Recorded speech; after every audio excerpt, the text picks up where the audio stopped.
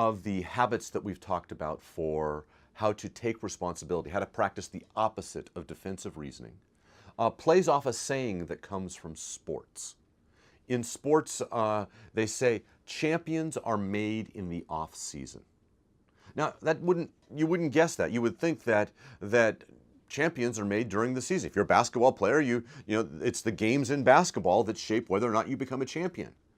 But the saying champions are made in the off season says that you only have enough skills coming into the season. You only have the skills that you've already developed. You're not going to develop a new set of skills during the season. And if you want to be able to be good enough to be a champion, you have to use the off season to develop skills. For example, I have a friend who is in the finance world, and so tax season is extremely busy for him.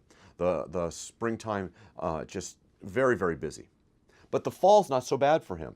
So every fall he asks himself, what's one thing that I can do differently now to make tax season better for me later?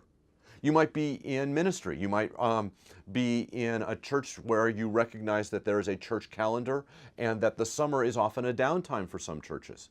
And that's the case. What's one thing that you can do differently during the summer to make it so that the next church year goes better?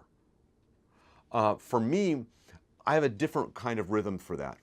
One of the things that I can think about is that when I was a doctoral student, I went off to Yale University. I was all excited about the fact that I was a Yale going to be getting into an Ivy League school, and I got there, and one of the very first things that my dissertation advisors told me is that I was a bad writer.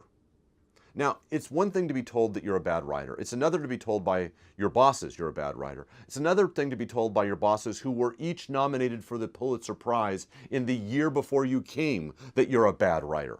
So there, I felt a little bit of shame, a little bit of embarrassment. It would have been very easy for me to push off the learning in that moment. But I decided I was going to become a better writer. So the first thing I did is I went and I got articles that each of those two had written, and I looked at them. I figured, if they're going to get nominated for the Pulitzer Prize, at some point somebody said they're pretty good writers.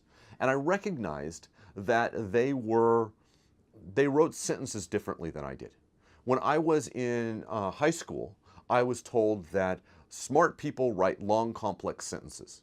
Yet here were these Ivy League professors nominated for the Pulitzer Prize who wrote short, simple sentences. So I asked them about that, and they said, of course. The only people that write long, complicated sentences are people who are pretentious or aren't clear. If you want to be clear, you're going to have to write short, clear sentences. And every paragraph needs to have a topic sentence.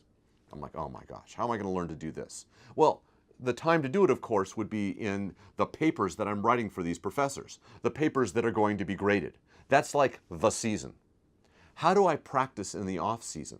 Well, one of the things that I decided to do is that every single time I wrote something, whether it was an email, a memo, whatever it was, I was going to try to practice writing the way that they suggested, with a topic sentence, with short, clear sentence, with a summary sentence at the end of each paragraph.